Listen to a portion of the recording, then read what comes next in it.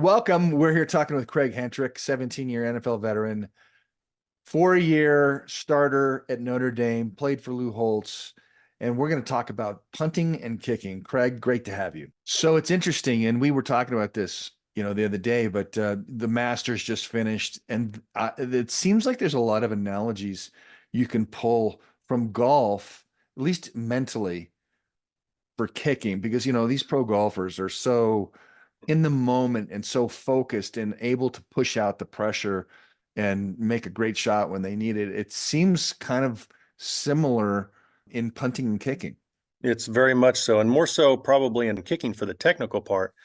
You think about a golf swing, it almost comes at an angle. You have that swing arc, and it's the same kind of, if you can imagine your leg as a golf club, it's kind of the same motion. And so really the most important thing for golfers and for kickers is to be square at impact. If you're square at impact, the ball's going to go straight.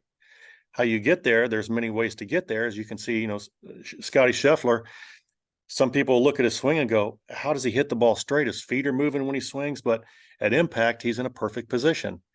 That's the key to a kicker as well. You have to be at the right position at impact to make your kick, and that's the key to successful and consistent field goals. So that leads me to something I want to unpack with you, because this is something I think is really powerful about the way you approach coaching young athletes. And you mentioned that Scotty Scheffler has his own unique type of swing. And, having watched the Masters, I saw a lot of analysis of different swings. You sort of take a similar approach. Correct me if I'm wrong, but I think you take a similar approach in that you give room for people to have a unique style. And rather than try to push someone into a specific style of kicking, you help them sort of refine the style that they have and perfect that, so that they're really kind of being themselves as opposed to trying to be like their old kicking coach used to be. Did I get that right? That's exactly right. And what I've noticed with a lot of guys that have coaches, if they do have other coaches, and I'm not trying to bash other coaches at all, but the other coaches tend to try to make these kickers kick or punt like them. And some guys are different. I mean, Scotty Scheffler, number one golfer in the world, he has a different swing than, say, a Colin Morikawa or someone like that who's more technical and everything looks really robotic and machine-like. And Scotty's not like that, but at impact, he's in a great position. And that's the same way with kicking. You may be maybe at a wider stance than someone, but you're just as consistent as them. Well, some coaches are going to tell you need to not be so wide on your side steps and be more narrow to the ball.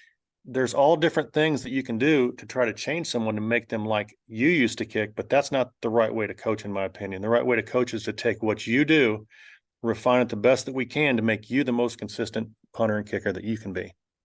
That is a good setup for my next question, because I'm curious, when these college recruiters or people in the NFL who are looking at college players, any kicker who's looking to go to the next level, whether it's high school to college or college to pro, they are subject to people who are evaluating them, and they're looking for certain things. Can you talk about what are the things that might set a kicker or a punter apart in the eyes of someone who's evaluating them for the next level? What are they looking for? So probably from high school to college, it may be a little different than from college to the pros. For high school to college, I would say the first thing you look for is potential. You look for that certain something, that explosion of the ball off the punter kicker's foot that may be different than everybody else's, because his technique can be refined or worked on a little bit as he gets into college. So that's probably the key from high school to college. But from college to the pros, 100% has to do with consistency. Every punter in college knows how to punt a ball, or every kicker knows how to kick a ball. But can they repeat this over and over again and create consistency? And that's the key. I see all the time guys that can punt a ball 70 yards, but their next one might be 20 yards. So these guys are looking for guys, these coaches and these scouts are looking for guys that are consistently getting that 40 to 50-yard punt with a good hang time, as opposed to the guy that can hit the 70 or 80-yard punt one out of every 10 times. And so that's probably the difference between the two steps from high school to college and college to the pros.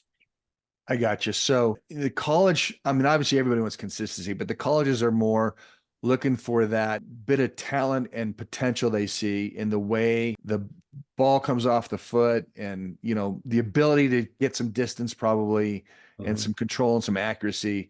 And in the pros, it's just like, I don't want to even think about it. I just want to know your That's right. money. I used to tell people if I never get interviewed after a game, I know I've done my job. Talk about recruiting today versus kind of for kids that are in high school who want to go to the next level. And side note, Division One, Division Two, anything that can open a door for you to get into college and to have that experience. Obviously everybody probably wants to go to the highest level possible, but there are a lot of great opportunities at a lot of different levels. But talk about how it's changed from when you were growing up versus how kickers and punters are recruited now. So back when I was being recruited, I think I got my first recruiting letter from Notre Dame after my freshman year in high school. And from that point on, it was they would have at that point kind of regional scouts and people who would actually come to your games and time your punts and time your get off, all the stuff they do, but they would actually show up at your games to do this. And I think that was kind of cool because you would see the guy with the Notre Dame sweater or the hat in the stands, and you'd know who he was, and everybody was like, "Oh, it's Notre Dame guy" or whatever. But nowadays, it's to me, it's totally changed because most everything now is online. It's the huddle and the things like that guys are able to send highlight films to these coaches and really get them to take notice that way. So, um, to your point, anytime that you can use your talents and your abilities to gain an education, do it. Whether it's University of Alabama who's recruiting you or a Division III school, use what you do to get your education, and that's going to be the most important thing because the chances, and this is not to scare anybody, but the chances of making it to the NFL are there's only 32 jobs in the world and there's thousands and thousands of guys vying for it. So getting the education is the most important thing. And if it does happen that you're able to get in the NFL, icing on the cake. Absolutely. I couldn't agree more. Just to be able to have that experience and be part of a team at that level is something special. And anything that opens that door is something that you should pursue. So you had talked about an app that you have coming out. Can you tell us about what that is and when to expect it? Sure. So it's going to be an MPK app, Master Your Punting and Kicking, coming out probably within the next month or so. And it's got teaching videos on it. I break down the kick and the punt in detail in instructional videos. That's going to really almost be your coach. It's going to teach you how to be your own coach, to self-coach. And so we break this down into step by step, starting when kicking with the walk back and the side steps and the stance, and it gets really into the minutia of the details of every one of these steps in a kick. In the punting, we start with a stance. We talk about the mental game. We talk about how the steps need to be, how the drop is, what's the perfect drop. Everything you need to know about punting and kicking and holding in this video, along with the mental game. The mental game is probably 50% of a great punter is the mental part of it. A lot of guys know how to punt a ball or kick a ball, but it's the mental part. The mind is such a strong force. Coach Holtz, going back to Coach Holtz, he always used to tell us what the mind perceives, the body will achieve. If you have this confidence, your body's going to perform. And if it's not, if you're not confident, it's not going to perform. And so we talk about all this stuff in detail, and that's what this app's going to be. And it's also going to be a way for all the guys that I coach to be able to connect with each other and to kind of ask questions with each other. And it's really going to be a cool thing. Wow. So there'll be like a community aspect to this. That's right. Oh, that sounds fabulous. So I can literally go out in the field to do my workout, to practice my punting and kicking, have my phone and my app, check out, a video and then they just apply it right there. That's right. The most important part of our job, in my opinion, especially if you're able to play in college or even the pros, is to be able to self-coach. And so to know these details step by step. I always say if you know the why, the how becomes pretty easy. So I teach you what the why of punting and kicking is. Why do things happen? What's the repercussions of this happening? And so really teach you how to self-coach. And so when you do get in a situation where something bad happens, you know how to fix yourself. That's what separates the men from the boys, as we say. is being able to do that and being able to come back from a bad situation and make a good punter kick the next time.